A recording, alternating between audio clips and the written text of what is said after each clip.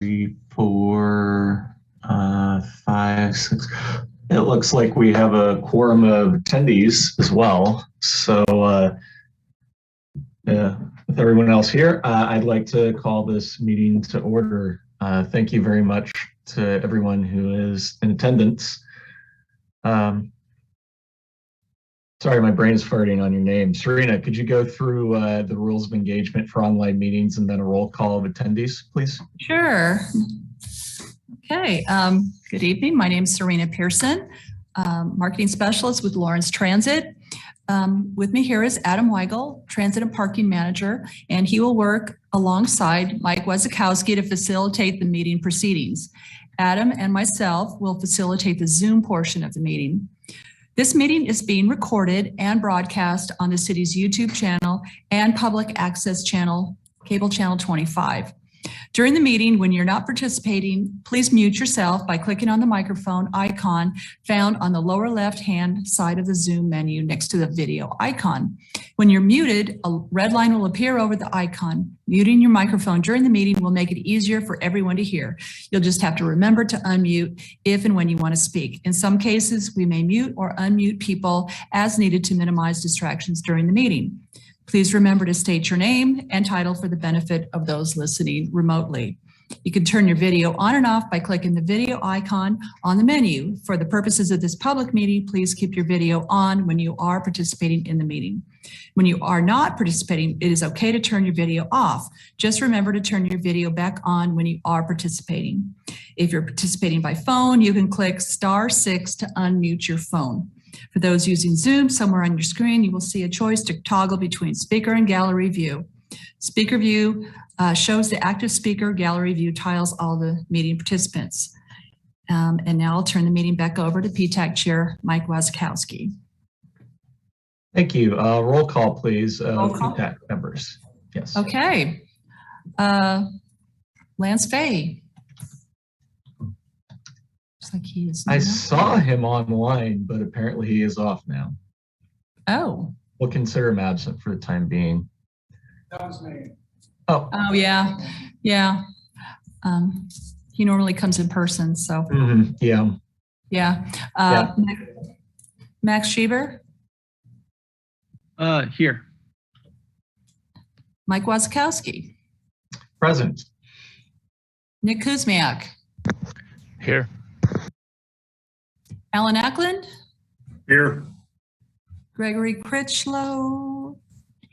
Not coming. Do not see him online. Yeah. Bill Wilson? August Rudisell? Here. And Freddie Gibb? Here. Okay.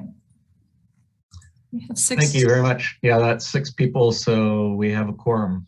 Yes. Okay. Next item on the agenda is public comment. I see nothing is attached to the agenda for public comment, so I assume nobody sent any emails, whatnot to us. And looking at the view that's now on the camera, I do not see anyone present in the room. So unless there is someone online that I'm not seeing who wants to provide public comment. Adam Weigel, Transit and Parking Manager. There's no one here in the room with us. So we did not receive any written comment. Sounds great. Thank you very much. Next item on the agenda then is to approve the minutes. This will be to approve the October and the November minutes. We will consider those in separate motions. So first, the minutes from the October meeting. Thank you, Transit staff, for putting these together to us. I hope that everyone's had an opportunity to review the minutes from our October meeting. So as always, I'll provide 3 opportunities to offer amendments to the minutes. So does anyone have any amendments to offer to the minutes from the October meeting? Second call, are there any amendments to offer to the October minutes? Last call, any amendments to offer to the minutes? Hearing none, then the October minutes are approved through unanimous consent. Second bundle then is the November minutes, which are separate. So please, if you haven't had time, please take a look at them quickly. And again, I will offer 3 opportunities. Does anyone have any amendments to offer to the minutes from the November meeting?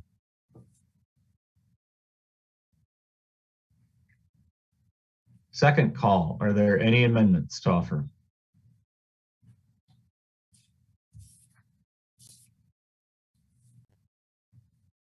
Last call, any amendments? Hearing none, the minutes for the November PTAC meeting are approved by unanimous consent. Next item on the agenda is the strategic plan discussion with City Manager Craig Owens, who I see is now on the line with us. So welcome, Craig Owens. Floor is yours to discuss the strategic plan for the city. Well, thanks very much, City Manager Craig Owens. It's a pleasure to be here. I really appreciate the work of this committee. I am on my Mary tour to talk about the strategic plan that hopefully you're more than a little familiar with by now. But what we recognized was we've kind of passed a milestone or a threshold that we've really done a lot of the buildup in a lot more detail, put a lot more detail into this. There's, I visited with our city staff in small groups, about 65 meetings that I had going around and talking with all the people that are going to be doing the work to implement the strategic planning process. And we thought this might be a good thing also to share with the volunteer boards and commissions that are doing a lot of the policy work.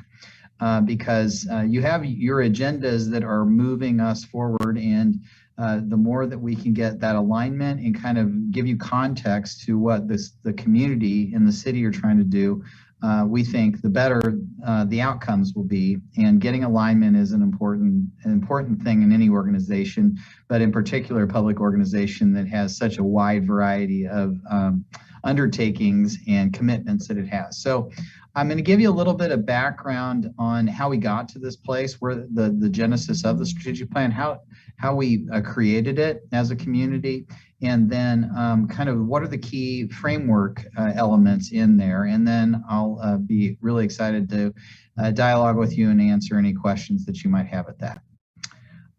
So we have 48 boards and commissions, and while I'm not visiting with all 48, I'm doing several of the ones that are the most active and that have a lot of interaction with our strategic priorities of the community.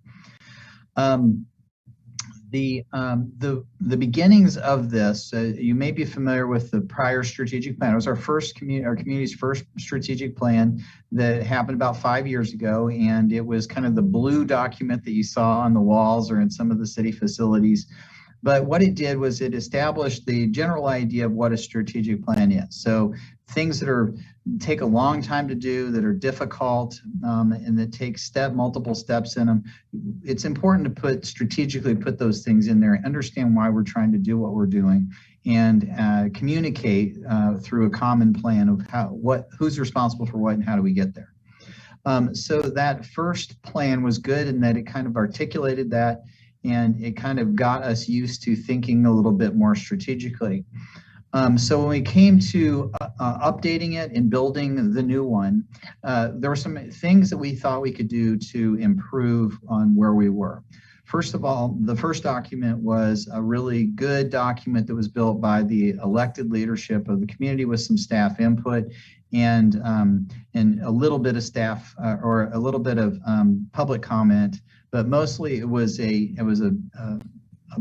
document and a plan that was built by the elected leadership. What we wanted to do this time was we really wanted to start with a big foundation of listening, hearing from the community and what their priorities might be. So I asked all of our staff, 888 people, I said, I need some help on going to the community and listening to the community. Hoping we get 20 people, we had 50 volunteer say that they would go help us do this listening process. We did some training on how to engage the community and what we needed out of this process. And went out into the community. We tried to go where people were already gathering and talking and dreaming about their community, where they're already having conversations about what they'd like to see in their community. And so we asked for invitations to places, groups that already met. We asked for invitations to where people were already meeting and gathering. We did tabling at the library. We did tabling at the sports pavilion. We tried to get in the way of what people were doing at their lives so that they could give us a little bit of that feedback. We also had, kind of focus group type things where we invited people in and asked people to sign up and then come together with their neighbors all throughout the community and share their thoughts with us. And so through that whole process, I was very proud that we had 3,000 people give us their ideas of what they'd like to see in this community. I thought that was very effective. The other thing we did was we were intentional trying to get to people that don't usually get invited. We were trying to ask them for feedback, people that aren't always the usual ones that participate. We tried to find where they were and ask them to give us their ideas, and I think that was helpful. And one of the ways that I think was effective in getting to that is that our workforce, the people, the team members that work for the city are part of the community. They connect in different ways, and because we asked a whole different variety of people to help us with that work, I think they did use those connections that they have, those unique connections they have with the community, and we did get some good, diverse perspectives of from people in Lawrence. So we took that those 3,000 pieces of data, the information that we gave, and we kind of curated those with the elected leadership and with city staff and through public meetings, and kind of developed it into and organized it into 5 key outcome areas. And if I can share my screen here really quickly, I'm going to go to our website. So hopefully you can see this. And this is all on the website. Everything I'll reference here is on the website for everybody to use and reference and help as a guide so that it's publicly available. So each one of these areas is one that we kind of organized the data that we got out of our listening process. And those were unmistakable identity, strong welcoming neighborhoods, safe and secure, prosperity and economic security, and connected city. So these 5 different areas kind of comprise everything we heard we were supposed to be doing or we were in business to do. And it's another thing that maybe was a little different than the first strategic plan. The first strategic plan kind of just assumed that we'd keep doing most of the stuff that we've always done. It didn't really, it added a few new priorities to the list, but it didn't really account for everything that we were in business to do. Our undertaking here is to say this strategic plan sets us on a path to do for the things that we're in business to do, and that those are all of our priorities are in one place, which I think is important when we're in a situation of limited and competing resources. So each one of these, if you click on them, behind them is a data dashboard or a scorecard so that we can help measure and understand, are we making progress? Are we making a difference in the areas that we intended to do? So this strategic plan is about being proactive, and it's about being intentional and about defining results. And so each of these scorecards, we probably have 70 or 80 measures that we narrowed it to. We narrowed it to about 70 or 80 measures, and each one of these areas has its own scorecard. And I'll caution you when you look at it, we've worked very hard at finding the right measures that we really think will indicate success and indicate progress. Some of them have these cute little orange cones, and they're still under construction. And I'm proud of the orange cones, mainly because those really reflect that we didn't compromise. We knew the right measure was what was there, but we just didn't yet have the data to demonstrate that yet. So we will have to build that data, but rather than compromise and pick a measure that just happened to be the data we did have, we were very kind of stubbornly committed to making sure that we kept the right measures. So over time, we'll develop those longitudinal measures, and it'll be a good dial for us to watch and use to help us adjust our path and adjust our course and be creative and make different changes. So that's what you'll find behind each one of these. The other piece that's really important in this framework, which but it actually makes our work harder, but I believe better, is that we heard from the community what we do is very important, but how we do it is just as important. And so it's very important that we built into our plan, hardwired these commitment areas. This is how we do the work that we've been asked to do. Those are the areas of community engagement, efficient, effective processes, equity and inclusion, sound fiscal stewardship, engaged and empowered teams, and environmental sustainability. So we believe that success has to account for each of these commitment areas. Success can only be really achieved if we are put in balance each of these 6 different areas. And you'll see on the scorecard there are measurements for each of these commitments in each outcome area scorecard. So that's very briefly, that's the framework. You'll see statements in here that are too small to read, but when you go to the website, you'll see that there's some statements that really describe each of the outcome areas and each of the commitment areas. And we really had 2 audiences in mind when we were developing that language. We wanted the 3,000 plus people that contributed their ideas and dreams and expectations to really get a sense that we heard them. So we wanted to reflect back to them that we heard what they had asked us to do, and that language was rich enough to account for those key points. The second audience was that, we've got all of these talented team members that will be doing the work throughout all these different areas.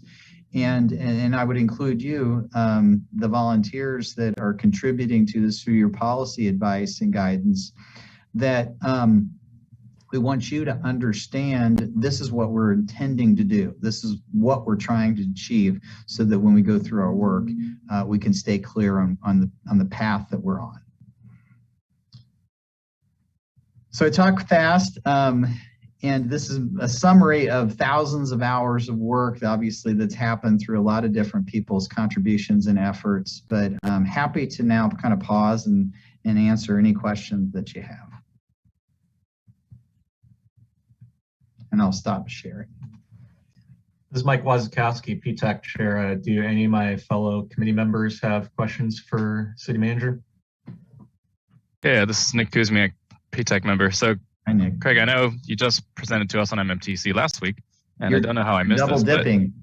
Yeah, I kind of forgot that there was all these metrics within each, all these progress indicators under each, what is it called, outcome. And they're pretty interesting. It's very similar to what you can see on T2040, the Transportation Comprehensive Plan, and it kind of shows at a glance where you are. So I would encourage other members of PTAC, if you haven't browsed through it, it's pretty cool. The one that looks like it immediately applies to PTAC would be cost per passenger trip on Lawrence Transit. It's currently at $10.09. Could you explain that one a little bit more? Because there's no other links to figure out how that number was arrived at. That seems really high for what I thought was a $1 ticket. So I'm not sure I fully understand this metric. Sure, Nick. Adam Weigel, Transit and Parking Manager. So that particular metric is, it compares the cost of providing the service. So how much we pay the bus operator, not only wages, but benefits, insurance, taxes, all of that. How much it costs to run the vehicle, the maintenance on that vehicle, the gasoline, all of that leads to a cost per revenue hour divided by the money we get from fares. So it's a measure of your efficiency. It is a proxy for, the more people you have riding on any given bus or within a given hour, your cost comes down. So it's, you can look at ridership, but that is kind of a big number that that crosses it can hide maybe inefficiency. This is a way to think about, are we using the hours and resources the best that we can? That number did jump up quite a bit higher than it has been recently, due to some of the challenges we saw through COVID and the data that's come out of that. Our ridership was much lower in a time that we did not reduce service. We did not reduce service for equity reasons, and we had some federal dollar support to help with that. But moving forward, I think we continue to want to push that dial in a way that it makes sense and makes us focused on providing the service in the right places and not just everywhere. Cool. Thanks for the further clarification. I kind of suspected that it was the cost that the city pays. I guess it'd be probably city plus KU, or is it just city? And also, you mentioned grants. Does it take into account the amount that grants help pay for things like capital expenditures? And what else was I going to say? Also, where did that $5 per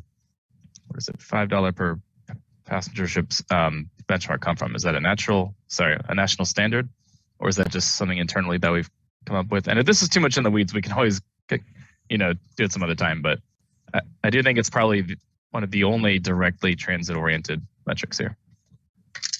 Yeah, Adam Weigel, Transit and Parking Manager. I can peel the curtain back a little bit more. We are starting to get into the weeds, but so that number is one that we have historically been close to over the years. We've dipped below it a couple of times. So it was a benchmark that we saw historically as one that would push us a little bit to be as efficient as we have been before. It is it's a challenging metric across the different sizes of transit organizations throughout the country. Some of the larger ones may in fact be able to get very close to cost of what somebody pays is about what it costs to provide that service. A lot of the agencies our size are not going to be able to achieve that. We provide a service. It's not a business model, right? People are paying for that hour of service on the street, but the cost of a fare isn't covering that. It's our local tax money, it's federal and state dollars helping supplement that. So I hope that helps frame it a little bit. As far as other metrics that look towards transit, I would point you to a couple others that I do think are kind of directly what we would aim to move the needle on. There's an early metric about % of residents satisfied with different modes of transportation, transit being one of those. There's a metric that looks at % of automobile trips in our community. So that's one where we certainly want to try to push that percentage to have fewer purely automobile trips. So, and there's another one related to equity and access, how we provide access to transportation disadvantaged populations in our community, either through fixed route service or on-demand service. So there's a handful in there that I think we really identify with as we look to the activities that we do, where we put our money, where we put our resources, our project time, to try to move the needle on those particular progress indicators. That makes sense. There's one for city used energy that is renewable for fleet and fuel. Does that count transit as well, or because they're run by a contractor, it doesn't? There still are buses though, right? Yep, Adam Weigel, Transit and Parking Manager. We're definitely in that one too. Okay. I know I wasn't going to hit them all. So yeah, I think you'll also find, some of the work we do will bleed over into other outcome areas. It's by nature, this framework is set up where there is going to be this cross departmental impacts. So the things we're doing related to art and to sustainability, you might see show up in some of the other outcome areas where it may not be quite as like a direct finger on the needle, but we do still see a role in how we help those areas. Thank you for the explanation. I'll continue to explore the metrics then. Mike Wazkowski, PTAC Chair. Thanks for all those questions, Nick, and the good discussion, Adam. Do any of the other PTAC members have questions for the city manager?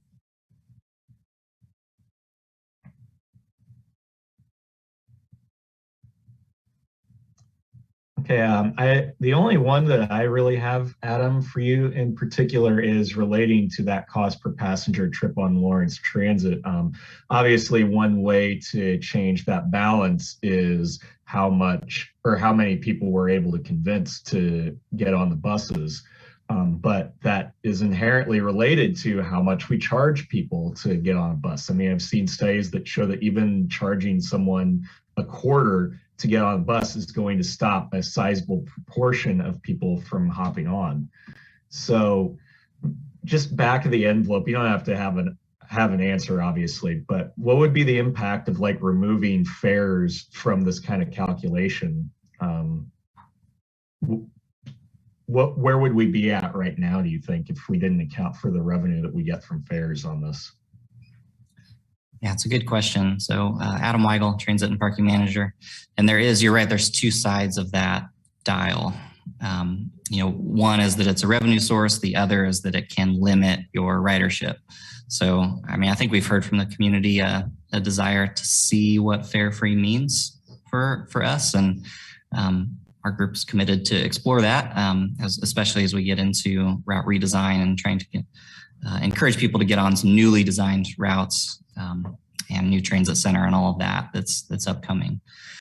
The metric is looking at your cost to provide the service, which we don't anticipate changing other than the natural increase in cost that everything has brought recently, and some commitments we're about to make to invest more in our bus operators and dispatchers and those folks to keep them with us and encourage others to join us. But as your ridership goes up, that metric looks more and more favorable. So historically, let's say 2019 and before, we're approaching about $500,000 in fare revenue each year, which would be the rough cost to provide a route with 30-minute service, 30-minute frequency. So you can maybe that'll give you some touch points as to what that amount of money helps provide us on the street. There are other moving levers coming ahead of us. And I have this later on the agenda, but I think we do anticipate some changes with the infrastructure bill. It looks like there may be some additional formula funds that could reach us both through the federal and the state levels. We have some idea of what that could be, but no clear picture until some of that gets a little farther in the process and we get some policy analysis to help us understand that. But we've got some other pieces where it's not, we may not only need to work exactly within the financial structure that we are now. There might be some moving pieces that help us in the future. So hopefully that helps, but let me know if you need any clarification. That's fine. Thank you very much. That's really the kind of discussion I was hoping for. That is truthfully that we've made a lot of progress, I think, on getting it making it more affordable for people to ride this year, but there's still obvious roadblocks there that I think we need to take care of at some point in the future, and I hope we can. Only other thing I'll add on this before we close, echoing Nick's comments, if you haven't taken a look at the dashboard that the city has published, I do recommend it. It's really fascinating, at least to me. The other thing that I would add is we can look at things that directly implicate Lawrence Transit, but we need to look at other things that are indirectly associated with Lawrence Transit across this dashboard and across the strategic plan, because everyone's right. This is a wicked problem. Nobody really knows what it means to have a solution to this, because we have to come up with the problem ourselves and then say when we solved it. So you have to understand all the nuances of that. And I think that everyone taking a little bit of time to read through it would be beneficial to us going into next year. With that, thank you very much for your time, Craig Owens. Appreciate you stopping by and chatting with us. City Manager Craig Owens, it's my pleasure. I really appreciate the work that you do, and thanks for the time today and the great conversation. Good luck. Of course. Thank you. Okay. Next item on our agenda then is number 2. Consider appointing, designating an alternate to the Lawrence Douglas County Metropolitan Planning Organization Transportation 2050 Steering Committee. That is quite a mouthful. Appears that MPO staff are going to present that. So not sure who that is exactly. Jessica Mortinger. I'm here. Hi, Jessica. Hi, Transportation Planning Manager with the Lawrence Douglas County Metropolitan Planning Organization. Today we're bringing before you our Metropolitan Planning Organization Policy Board established a steering committee to help staff guide the work over the next probably year and a half to develop a new plan to replace Transportation 2040. Will be called out to the out year Transportation 2050.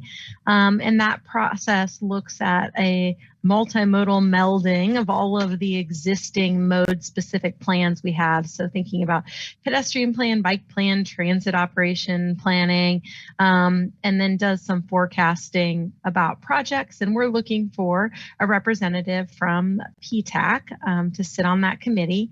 In terms of time commitments, we would probably over that year and a half period, I assume I'm going to just guess 6 to 8 meetings. There will be a lot of information to review.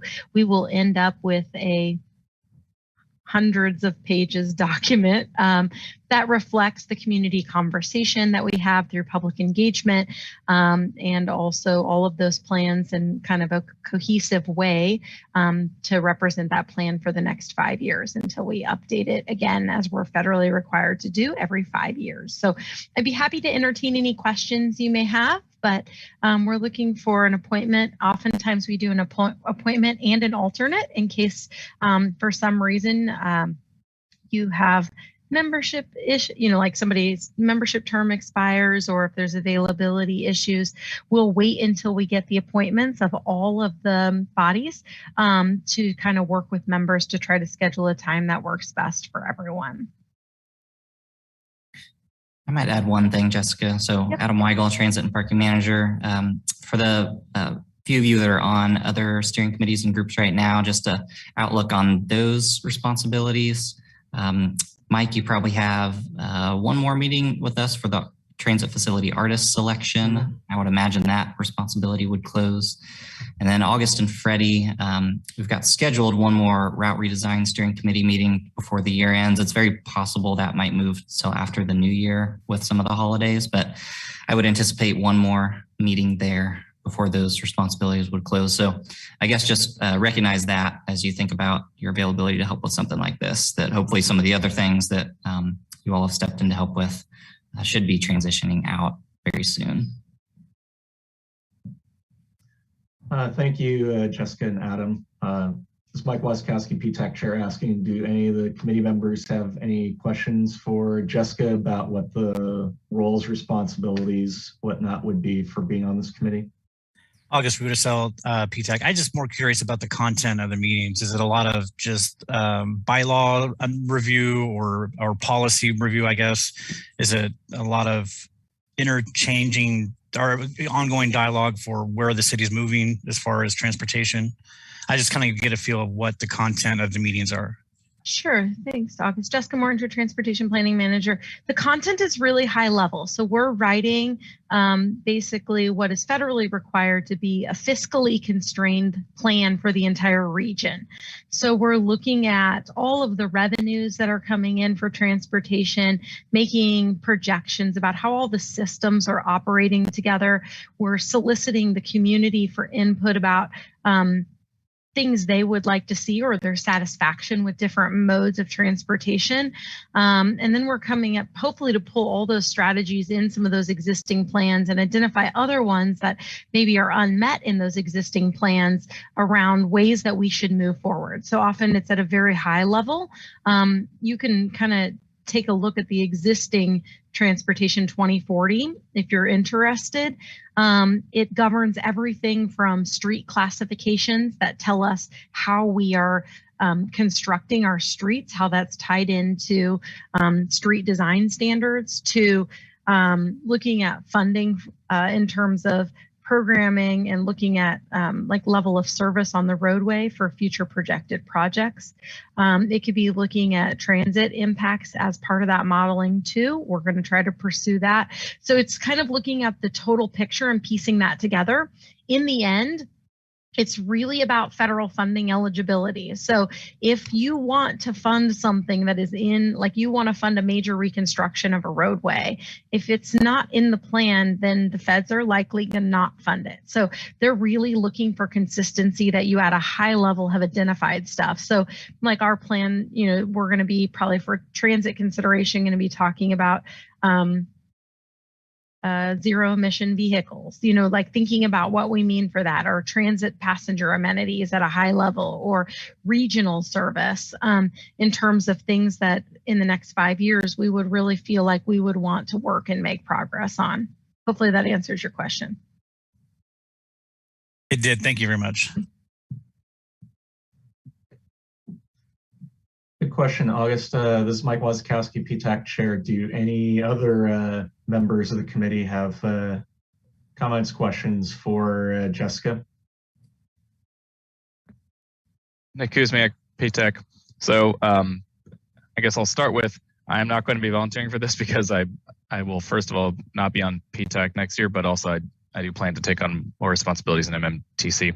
That, though, is a foreshadowing to anybody who's maybe on the fence or considering it.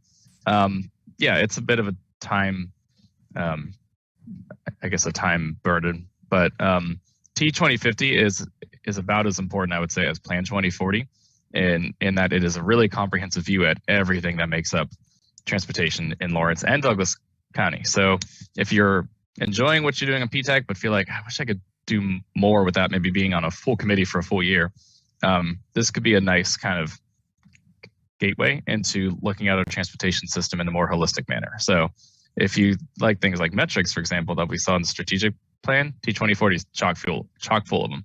And I have a feeling for T2050, those will be updated significantly.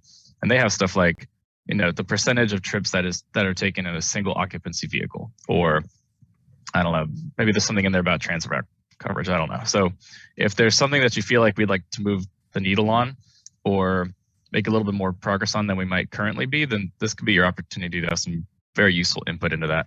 Not only from just a transit perspective, but any form of transportation that you're familiar with. So just throwing that out there.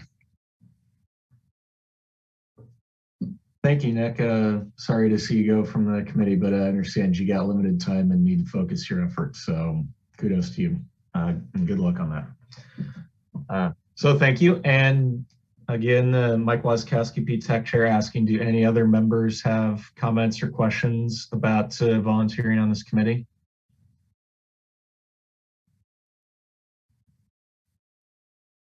Hearing none, I'll ask the titular question and risk hearing nothing. Does anyone want to volunteer to be PTAC's representative on this committee?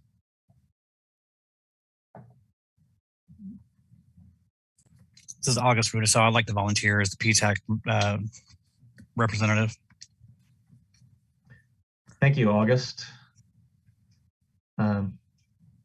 Are there any other members of the committee who would like to volunteer for this committee?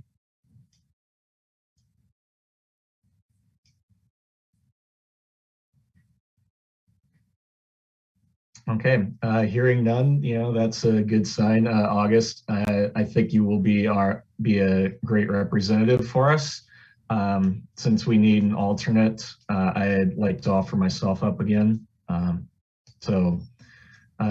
Then at this time, I guess we'll entertain a motion. Does anyone want to make a motion about this? Nick Kuzmiak, PTAC, I'll do my best. I would motion that we appoint August Rudisil as the PTAC representative to the Transportation 2050 Steering Committee, with Mike Wazakowski as alternate/backup. Thank you, Nick. Motion is on the floor. Is there a second for this motion? Second, Al Ackland, PTAC member. Thank you, Alan. I'll give one last opportunity for discussion before we call for a vote. If anyone has any last comments, questions. I figured not. Serena, could you go through a roll call on this vote, please? Sure. Lance is not here. Max Schieber? Yay. Okay. Mike Wazakowski? Aye. Nick Kuzmiak? Yay. Alan Ackland? Aye. Gregory Critchlow is not here. And Bill Wilson has not arrived, has he? No. August Rudisell?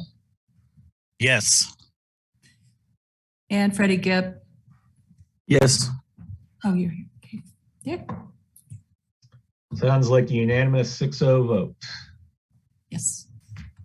Thank you very much. Thank you. We will be in touch in early 2022. Sounds lovely. Appreciate it. Consider that agenda item closed then. Thank you everyone for the great discussion. Next item on the agenda is city or transit staff presenting a list of accomplishments for Lawrence Transit and PTAC from 2021. So with that, Adam, you have the floor, and I assume you have something you want to share. Yes, so Adam Weigel, Transit and Parking Manager. Looking at the December agenda, I just didn't want to get lost all the work that this group had done throughout this year. I think it's easy to kind of get mired in just the month after month meetings and forget where we've come. So I did include an attachment, and I'll put this up on the screen just to briefly mention some of the highlights and what this group has accomplished throughout this year, because it has been quite a lot. I broke it into a few different areas. One was the more formal action items that the group took throughout the year, things that actually needed voted on. Wanted to mention the committee support that has been given by a number of members. And then also we had a number of other items where there were no specific action items, but had a lot of discussion and feedback that helped guide staff's work.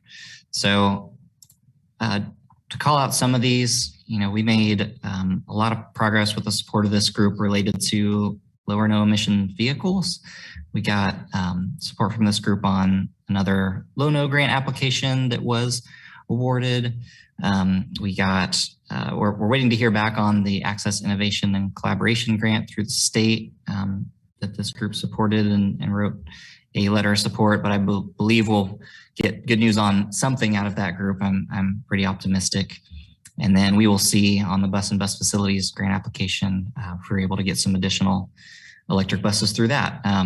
So that's no small feat if we're able to get through a lot of additional outside grant dollars for this community, some really important projects that will improve transit for people who ride every day.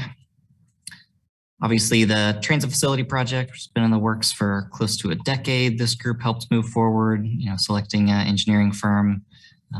Excited to be able to share more on that project in the near future with this group and with the community as we get through it. And then a couple of key policy changes that, again, just, I think made immediate impacts on people who ride and use the system. And I don't want that to be lost. So making it easier for people to grocery shop on the bus with the way we treat carts and strollers also, mothers traveling with children, fathers traveling with children. And then also just the amount and kind of process for people to get donated fares was a big change for this group. So that work is critical.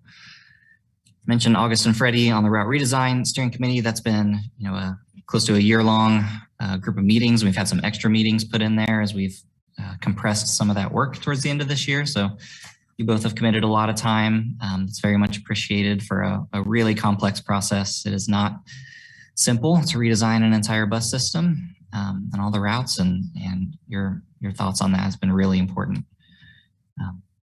Lance isn't here tonight, but he plugged into the PED plan steering committee. So pedestrian plan greatly influences what the experience is like for transit riders. Mike was on a very long meeting today and will be on probably another one related to artist selection for the transit facility. That'll be something that's very lasting in the community. The selection of an artist, the eventual inclusion of some type of art piece at that transit facility should be something that has a lot of longevity. So that work is critical as well. Of course, there's a number of other things that this group helps provide guidance on. We have our annual route changes.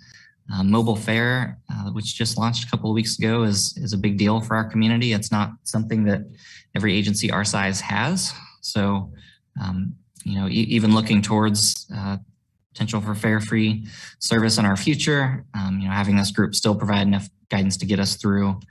Mobile fare payment in the meantime provides a lot of benefit to passengers, particularly people who may not always have the extra time to go to the grocery store to get the paper versions of passes. Obviously, with the transit facility, both downtown and the main site, a lot of input and feedback from this group on programming, what elements will be at each of those places, working through challenges with the temporary site downtown and how we fit in the best with that community, have provided a lot of input on. So just wanted to make sure we took this time to recognize all of that work and don't just completely forget about it and move on to next year. There will be plenty of great work to do next year, but didn't want the really important good work that was done this year to be lost. So with that, if there's any questions or anything from the group, happy to take them, but just wanted to recognize your all's work through 2021. As Mike Wazkowski, PTAC Chair, I'll just open it to the floor. Does anyone have anything to comment on or question about our accomplishments from this past year? This is August Budisell. My daughter works at Joann's Fabric on 27th Street. And yesterday I took her a fountain, or Saturday, I can't remember. And driving home, crossing Iowa on the 27th Street, I saw the new bus stops. And every time I see those things, I'm reminded of how amazing it is to have those permanent, wonderful structures across the town. When I started writing back in the day, there weren't as many of actual shelters. And so it just feels good that the people who ride in the buses today have more refuge when they're waiting for the transit system. And I really appreciate that. It's good to see. Every time I see one of those, I drive past it and I think about how things have improved. Thanks, August. Anybody else on the committee have comments, questions about our accomplishments this year? Nick Kuzmiak, PTAC, just to comment that this is a really useful list, honestly. This is the kind of thing that I think as an executive summary could be shown to City Commission to kind of prove that PTAC is a useful board to have. It's good to show to MMTC even to show kind of what's going on in the one part of transit that we as a commission don't really touch. And I feel like should maybe be a template if possible for, I don't know. I know this is putting extra work on city staff, but if other staff liaisons were to do this, I feel like it would give a lot greater of a sense of accomplishment at the end of the year for commission members. So I can't guarantee that's possible for all boards, but it would certainly be nice because it was very useful to look at this and be like, oh yeah, we did do all that stuff. So kudos to Adam for starting a new tradition here. And I hope to see this replicated elsewhere. Thanks, Nick. I too echo that. I am a big fan of doing after action reviews, retrospectives, whatever you want to call them, of your work over time. So thank you, Adam, for putting this together. Give one last call. Anybody on the committee want to comment or have questions for the city staff?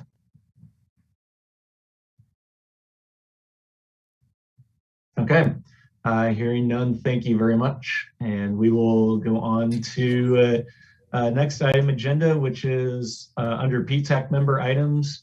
Future agenda items are work session items to add. So obviously, Nick, you can't offer since you're not on the future committee, but that's all right. If anyone has anything they want to bring up now about the committee's operations or future agenda items that they want to discuss in 2022, you can bring them up now. You can also email myself, Adam, and Vice Chair Lance Fahey, and we will definitely consider it going into next year's first meeting.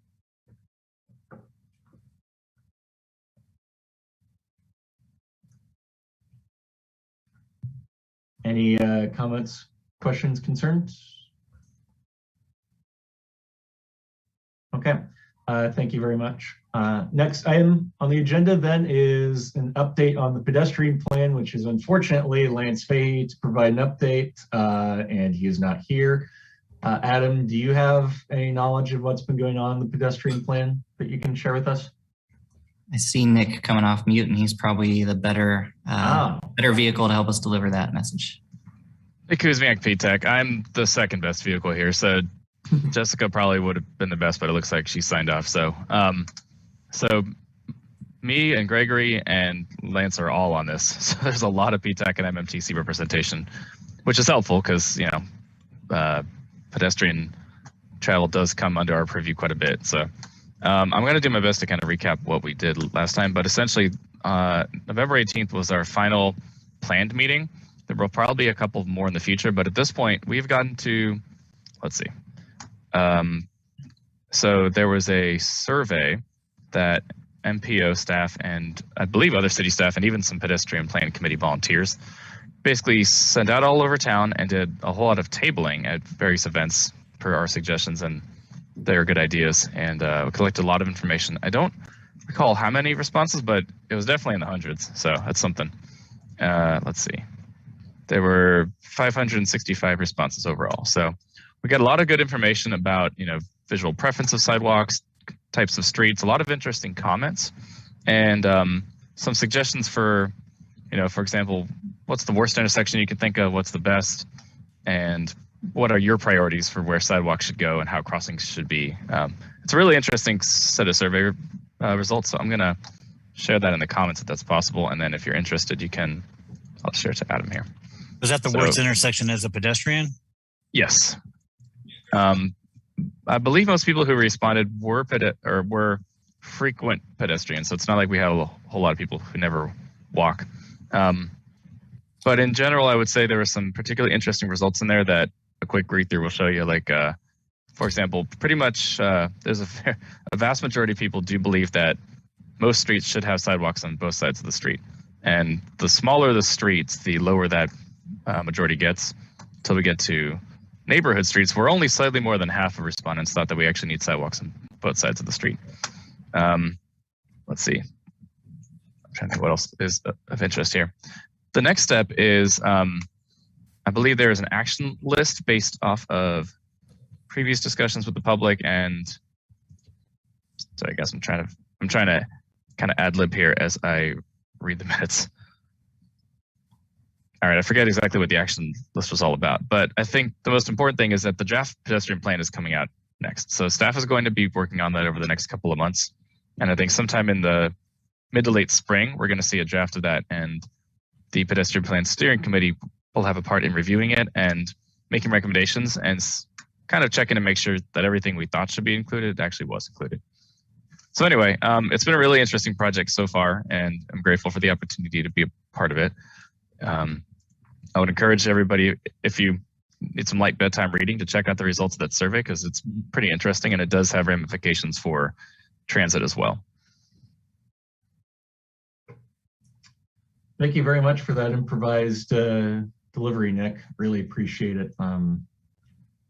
It's hard to think of exactly where public transit and pedestrians intertwine sometimes, but a lot of people who ride transit end up having to walk somewhere to finish off their ride under our current structure, and probably even will under our new route redesign with some microtransit stuff. So we have to make the city accessible to people by walking. So I think it's vital that we consider it at least.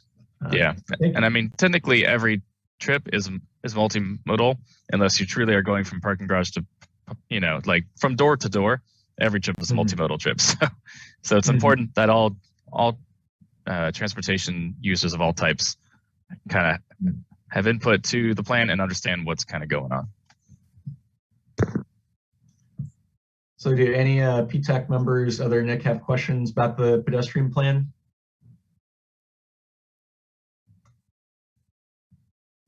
Hearing none, thank you very much, Nick. Really informative, and I intend to keep looking at that because it's a really fascinating survey to me so far. Next item on the agenda is transit staff items. It looks like, Adam, you had updates on 4 different things here. Yes, so Adam Weigel, Transit and Parking Manager. And before I dive into those, I did want to recognize a couple of people.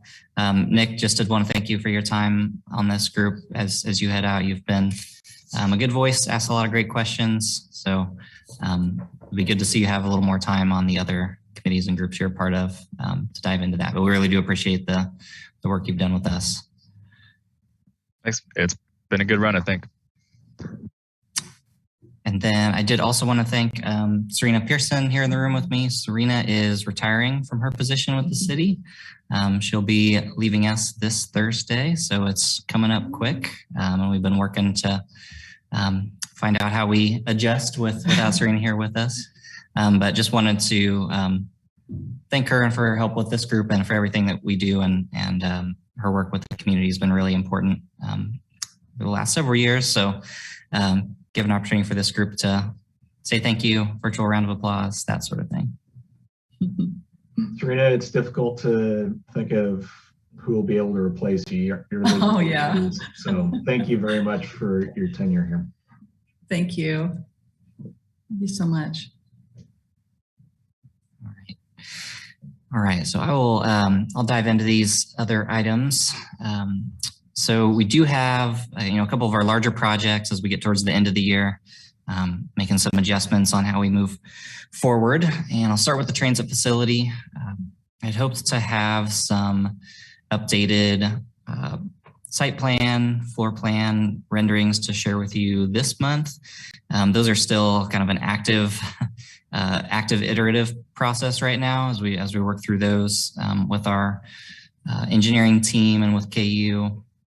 We do plan to be in pretty good shape right around the beginning of the year, sometime in January, for us to be able to take back out updated site plan, floor plan of the building, and some renderings, some 3D renderings for public input. So we're looking at having a few different meetings in January, probably some in person, probably some virtual. We'll want to do ones that are, reaching general members of the community, but also KU students. So we'll be thoughtful about that. And after we get some of that public response and feedback, hopefully they will see reflected in these updated images. Hopefully they'll see a reflection of what we heard from people back this last April and June when we were talking with people about the programming elements of this project.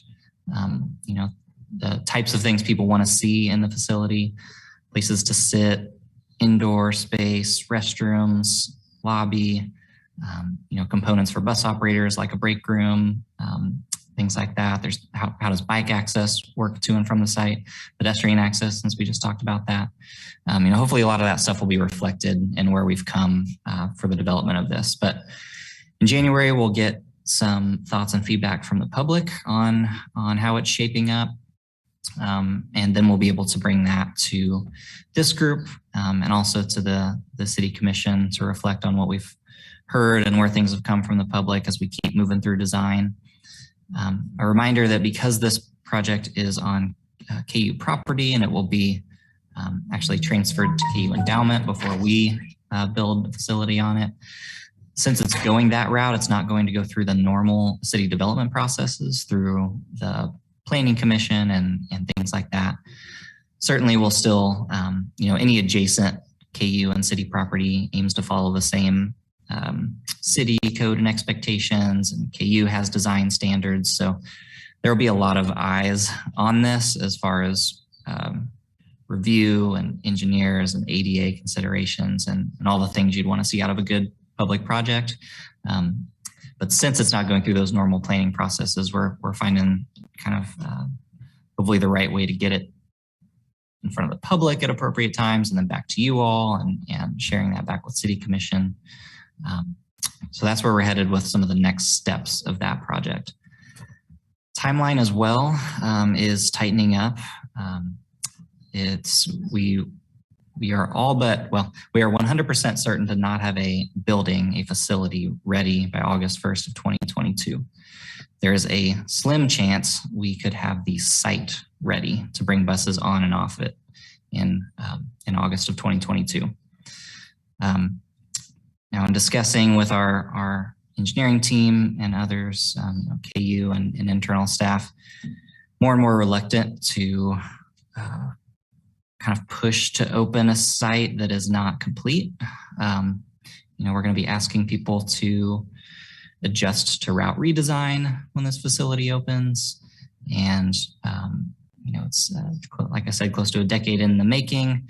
There you get one chance for a first impression and for the community to really step in and value this new facility. So at this point, we're leaning towards wanting to open up the entire site altogether when everything is ready, rather than trying to operationally get buses on and off the site, but not have a building that's done, not have public restrooms. Maybe there's still heavy equipment, in operation on the site. That is not a great first impression customer experience for bus passengers. So we are looking at January of 2023 being a more likely achievable opening date.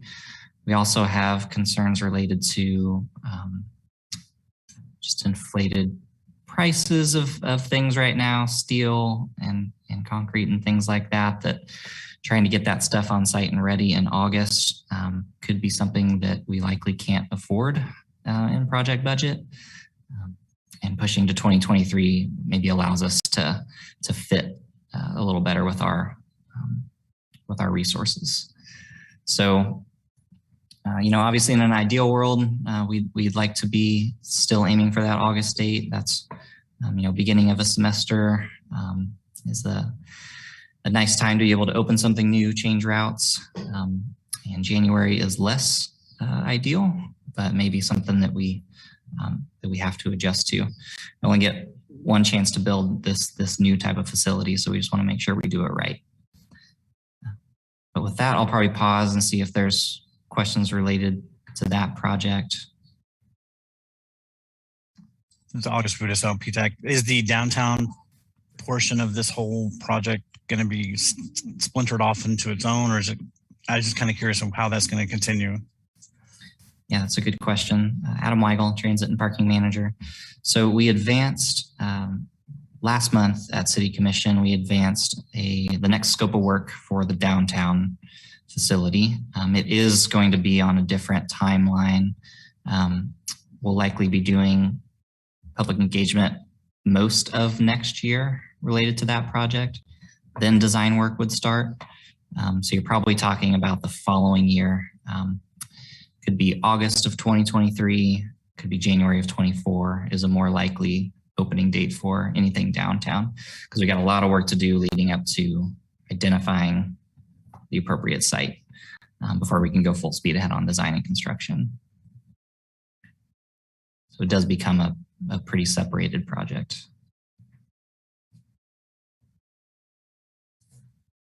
Thanks for your question, August, and the comments, Adam. Do any other members have comments, questions, concerns about transit facility?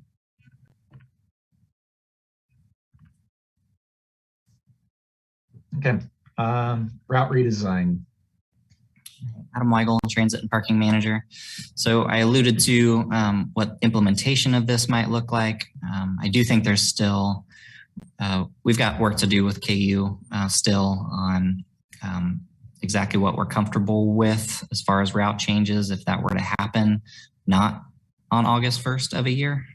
What does that look like and what does it mean for students living in off-campus apartments if we change in January?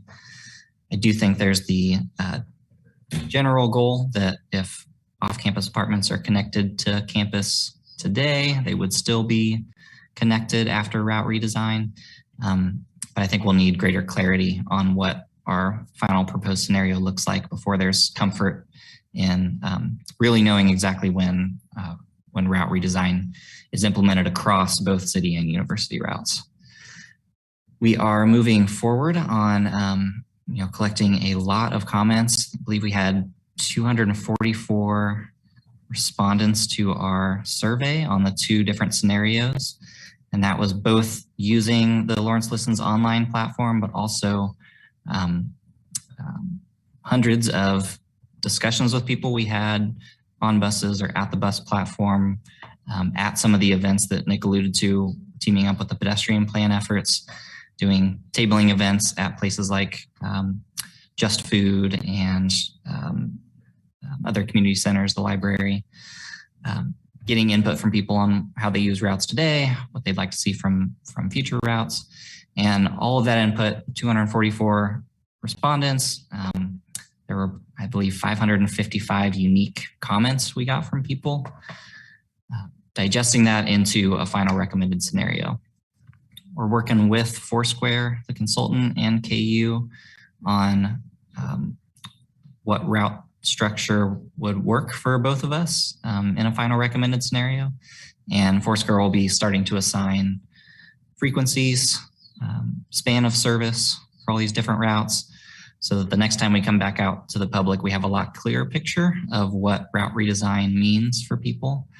I think there were, a number of questions where people are open to certain route alignments, but would wait to see, if this bus comes every hour, I think something different about it than if it comes every 20 or 30 minutes. That can make a big difference to people and if they support different route structures. So we are moving towards that. Again, this will be another thing where in January, this upcoming January is likely when we'll be ready to really get that back out in front of the public. So we're working through a lot of the technical back end stuff right now to see what we can afford. But the intent, again, is to have that come out and get a lot more feedback from people and still have room to adjust and tweak based on what we hear. But we hope that we are getting pretty close to the mark in the final recommended scenario that will come out early next year. So again, I'll pause to see if there's any thoughts, questions, feedback on that project.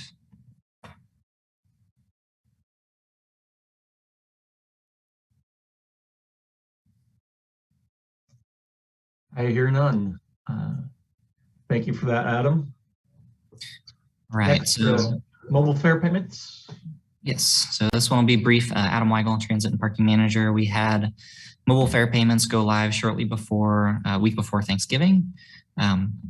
We have seen some adoption of it. We continue to put out more social media. We will be working in the future on a short video to help people see what it's like to download the app, purchase fare, walk onto a bus using it.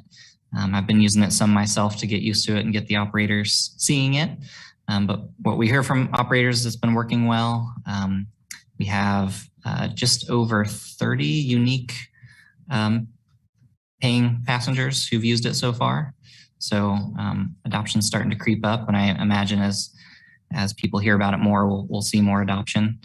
Again, one of the big benefits to passengers, obviously not having to travel to grocery stores in town to purchase paper fare, being able to do it from your smartphone, not having to use a transfer slip when you move from one bus to another, which is a paper process that people have to use right now. So we're excited to see how it continues to move, but we are seeing some people use it and hearing good things back from operators about how it's working for them. Any thoughts or questions about mobile fare?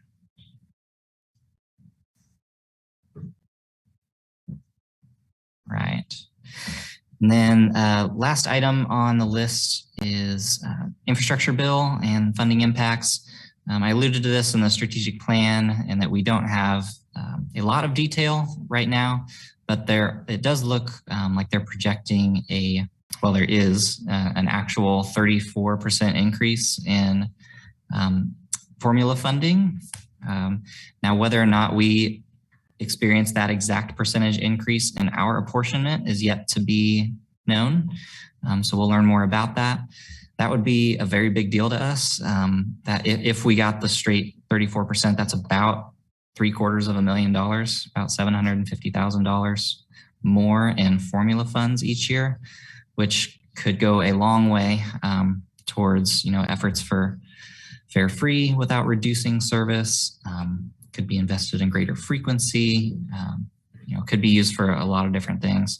But formula funds are based off of your city's population density, the number of revenue hours you have on the street. So it's pretty dependable funding that we get each year, which would be quite exciting if that were to go up by such a substantial increase.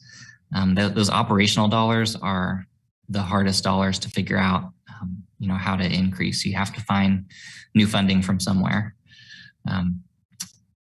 There are also, every competitive pot is bigger than it has been before. So I think, we've been very successful in going after electric buses and these capital improvements that we'd like to do. Seemingly the amount of funding in each of those grant programs will be larger. So, we'll continue to write grants like they are highly competitive, because they are, but one would think with bigger pots of money, we should theoretically have more easier success in trying to get granted those when we pursue them. So not that we'll get too confident. We'll act like we're fighting for the last dollar there as we write our grant applications. But I think we're very hopeful. I think we're waiting to see, like I said, more information from APTA and other national groups who can help digest exactly what the bill might mean for us. We'll know exactly what it means when the federal apportionment information comes out, but we're waiting for all of that. So that's where I'll leave that one, but happy to answer questions or thoughts about this.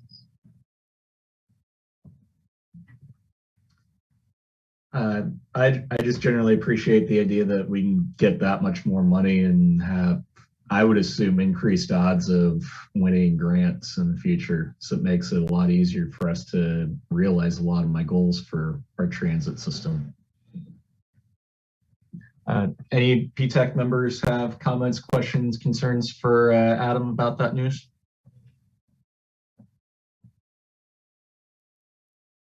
Okay.